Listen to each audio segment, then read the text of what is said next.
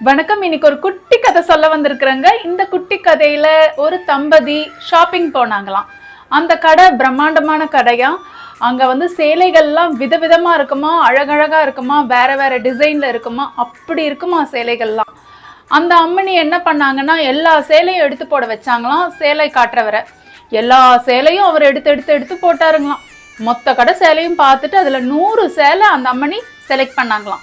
அந்த 100 சேலையில 50 சேலை மறுபடியும் செலக்ட் பண்ணி வச்சாங்களாம். அந்த 50ல 25 சேலை மறுபடியும் செலக்ட் பண்ணாங்களாம். உடனே அந்த அம்மா தன்னுடைய கணவருக்கு போன் மூலியமா தொடர்பு கொண்டாங்களாம்.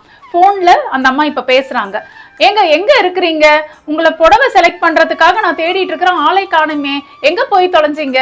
அதுக்கு கணவர் சொன்னாருங்களாம், அம்மா இருமா கடவுள்லயே தான் இருக்கிறேன், ஏசிக்கு கீழே தான் உட்காந்துட்டு இருக்கிறேன், தோ உடனே வரம்மா அப்படின்னு சொன்னாருங்களாம். கணவர் மனைவி கிட்ட போய் சேர்ந்தாருங்களாம். உடனே மனைவி கணவரை பார்த்து சொன்னாங்களாம், ஏங்க 25 புடவை எடுத்து வச்சிருக்கிறேங்க, இதுல ஒரு 5 புடவை உங்க டேஸ்ட்டுக்கு ஏத்த மாதிரி செலக்ட் பண்ணுங்க அப்படின்னு சொன்னாங்க.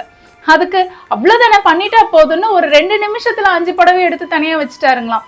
அத்தனையுமே அழகா இருந்துச்சுங்களாம்.